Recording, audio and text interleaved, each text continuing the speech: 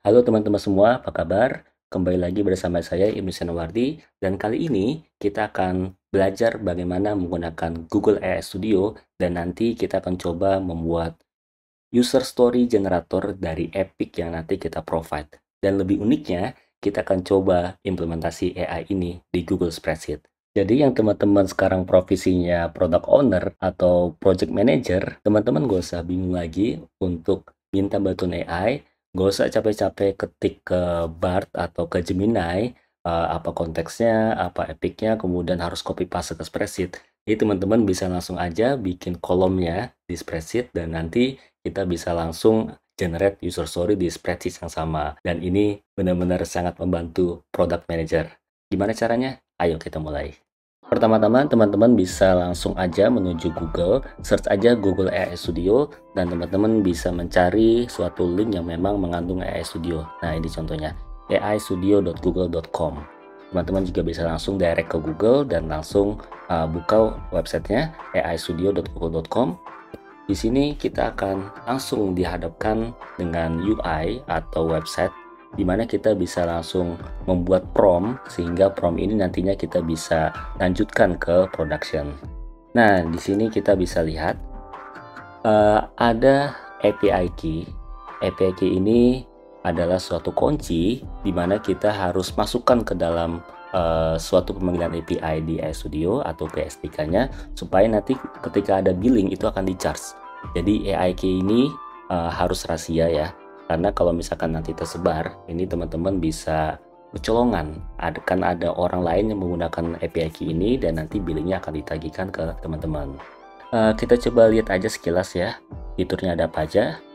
Kita bisa langsung aja bermain dengan prompt. Nah, prompt ini adalah suatu kalimat yang teman-teman masukkan sehingga nantinya AI bisa mengenerate sesuai prompt yang teman-teman tulis di sini. Kita bisa langsung create new. Di sini ada 3 ya. Kalau kita gunakan chat prompt artinya ini seperti chatbot, kita bisa menanya dan nanti AI akan menjawab dan nantinya hasil pertanyaan jawabannya kita bisa masukkan ke dalam aplikasi. Lalu ada free form di mana kita bisa menanyakan bukan hanya teks tapi kita juga bisa input image. Misalnya apa yang ada di gambar ini atau tuliskan deskripsi untuk Airbnb saya dengan foto seperti ini. Itu bisa digunakan. Yang terakhir ada structure prompt. Nah, kita akan coba menggunakan structure prompt. Kita akan coba menggunakan prompt yang terstruktur atau structure prompt. Di sini kita akan diminta untuk input contoh dari user dan kemudian output dari AI itu sendiri. Nah, semakin banyak input dan outputnya, itu akan semakin bagus, akan semakin akurat jawabannya. Karena nanti jawaban dari AI akan mengikuti struktur dari input output yang teman-teman sediakan. Tapi, kalau input dan outputnya semakin banyak, tentu charge-nya akan semakin banyak juga, billingnya akan semakin tinggi, karena billing dari AI ini dihitung dengan berdasarkan berapa banyak token atau bisa dibilang berapa banyak kata yang teman-teman input ke dalam AI ini. Semakin banyak example-nya atau semakin banyak contoh, maka akan semakin banyak token yang diinput, yang dikirim. Dan nanti ketika ada respon itu juga akan di-charge. Semakin panjang responsnya, maka akan semakin banyak juga yang harus teman-teman bayar ke Google. Kita akan membuat user story generator. Maka kita akan coba memberikan input. Misalnya nama epicnya, kemudian outputnya adalah respons yang diharapkan, atau misalnya JSON. Kenapa JSON? Karena nanti kita akan parsing di AppScript, sehingga nanti akan bisa kita tulis ke cell atau ke kolom atau row-nya. Oke, di sini saya kebetulan sudah membuat draftnya sehingga nggak usah terlalu lama ya videonya.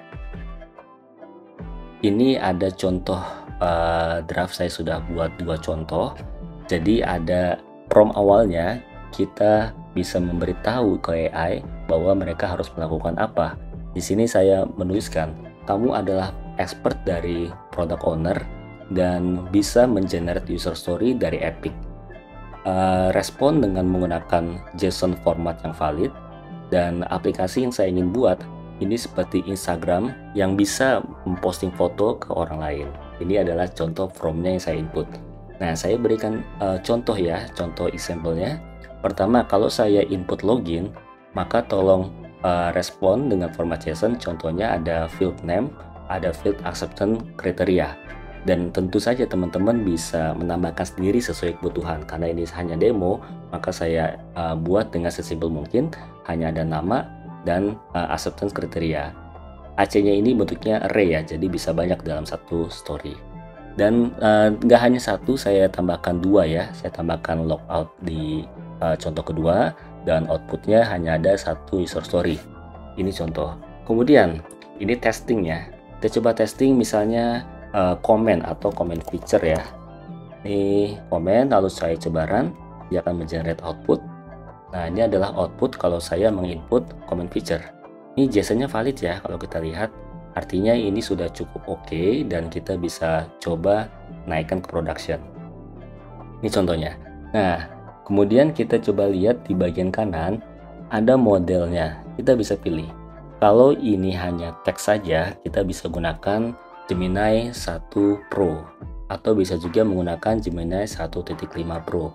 Bedanya apa? Semakin tinggi modelnya, maka hasilnya akan semakin akurat karena tentu saja model pembelajarannya atau sumber data belajarnya akan lebih banyak dibandingkan versi 1. Tapi biasanya dengan semakin tinggi versi, itu pricingnya bisa berbeda, bisa lebih mahal atau bisa lebih murah. Saya gunakan 1.0 karena di sini untuk generate kode ini hanya baru tersedia di 1.0 saat ini ya. 1.5 belum bisa generate, maka untuk memudahkan demo kita gunakan 1.0 saja. Kalau temperatur ini adalah hasil ragam ya, keberagaman dari responsnya. Semakin tinggi temperaturnya, maka dia akan semakin bervariasi jawabannya. Jadi kalau kita run terus-terusan, hasilnya akan bervariasi.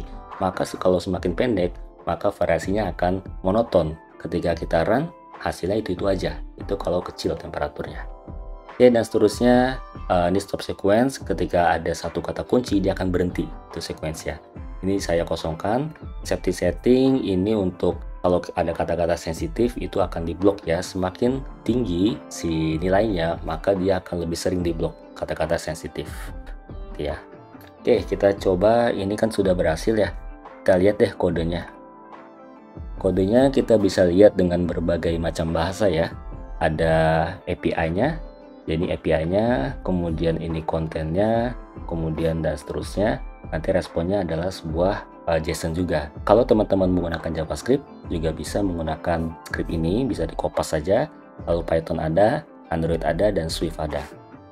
Nah, tadi kan kita ingat saya ingin membuat user story generator di spreadsheet. Artinya kalau spreadsheet saya bisa gunakan yang curl aja ya, artinya API. Karena saya nggak jago-jago banget ya spreadsheet atau di AppScript, maka saya bisa langsung copy aja semuanya, copy, kemudian saya masukkan ke Gemini di sini. Nah, ini contoh prompt yang saya gunakan. Call this API from AppScript. Nah, ini saya kopas aja apa adanya. Kalau kita lihat, mirip ya. Kemudian ini adalah jawabannya. Nah, call generate content API.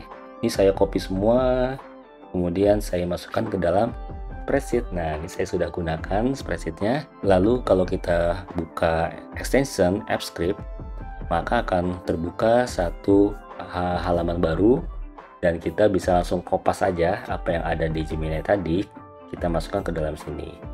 Nah, ini API key yang saya gunakan ya. Tentu saja ini sementara ya. Nanti akan saya hapus ketika video ini sudah publish. Di sini kita bisa melihat bahwa sepintas cukup sederhana ya. Jadi kalau kita runut satu persatu dari atas, pertama kita akan mengambil spreadsheet atau mengambil sheet-nya juga untuk sheet Epic dan user stories. Ini saya sudah sediakan. Ada Epic. Ini ya, ini kosong. Lalu user stories, ini kita hapus dulu ya. Ini ada Epic, user story, dan acceptance kriteria. Ini saya buat sendiri. Kemudian ini ada URL. Ini hasil kopas yang tadi ya. URL-nya lalu API key. Nanti API key-nya menggunakan yang ini. Kemudian ada payload-nya. Ini hasil kopas juga. Jadi parameter payload yang dikirimkan ke dalam API ini kita coba kopas mentah-mentah aja ya dari yang generate code tadi. Kemudian sampelnya juga ada di sini. Nah, ini sampelnya. Kemudian ini sampel pertama, ini output pertama, sampel kedua, output 2, dan pertanyaannya di sini ya. Jadi text input titik 2 variabelnya. Variabel ini saya dapatkan dari sheet yang Epic ya, Epic sheet get active cell. Artinya saya akan mengenerate value kalau misalkan saya ketik di sini comment feature. Nah, ini ketika saya panggil fungsinya, dia akan mengenerate ke dalam user story. Kita lanjutin lagi. Outputnya, ketika dia sudah berhasil mendapatkan kontennya saya parsing, lalu kemudian saya ambil sesuai bentuk JSON-nya. Nah, tahu dari mana bentuk JSON-nya? Ini saya sudah coba log ya, saya coba munculkan di dalam terminal, dan saya bisa menganalisa kira-kira kontennya seperti apa, responnya. Ketemu nih, responnya ada list kandidat, saya ambil elemen pertama, asumsinya kita ambil paling atas ya, kandidat pertama, kemudian ambil dari field content, lalu ambil dari part pertama dan teksnya. Ini bentuknya JSON ya. JSON-nya saya parsing lagi, dan akhirnya dengan JSON yang saya sudah tentukan sebelumnya, saya bisa coba mapping ke per kolomnya. Kolom pertama saya masukkan nama epicnya, kolom kedua saya masukkan nama story-nya, kolom ketiga saya masukkan assumption kriterianya. Kita coba aja yuk. Kita masukkan command feature ya, ini udah aktif sel. Kemudian kita run. Nah, berhasil ya. Dia started. Ini hasil lognya ya, karena tadi saya sudah menggunakan logger log content. Ini hasil respon JSON-nya. Terlihat ya, ada kandidat, content, parts. Saya ambil teksnya. Ini format JSON-nya. Kemudian di bawahnya kita lihat sukses ya, user story sudah ditulis ke dalam sheet. Kita lihat, nah berhasil ya, Jadi ketika kita run, dia akan menjalankan fungsi dan mengambil value yang aktif dari selnya. Nah, daripada teman-teman harus terus-terusan klik run, saya sudah membuat satu tombol. Caranya gampang, pakai insert kemudian drawing, lalu saya menggambar saja tombol di sini. Misalnya kita bikin tombol baru ya, tombol apapun. Nah, tombol ini saya klik kanan atau klik yang titik 3 ini, lalu assign script. Saya masukkan nama fungsinya yang tadi. Nah, akan muncul tombolnya. Ya, itu gampang. Nah, saya sudah bikin tombol generate, bikin epic baru deh. Epic barunya misalnya like and dislike. Nah, saya generate, klik, dia running script. Kemudian, nah ini kebetulan dia akan mengenerate 2 user story. Jadi ini epicnya, ini user story-nya. Kita lihat ya, kita lihat wrap aja.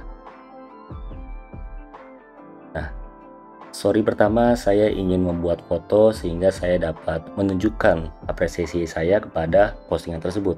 Dan story kedua saya bisa mendislike sehingga saya menunjukkan saya tidak setuju. Dan ini adalah acceptance kriteria, di mana kita bisa menentukan bahwa task ini sudah selesai atau belum gitu ya. Nah, ini simple ya.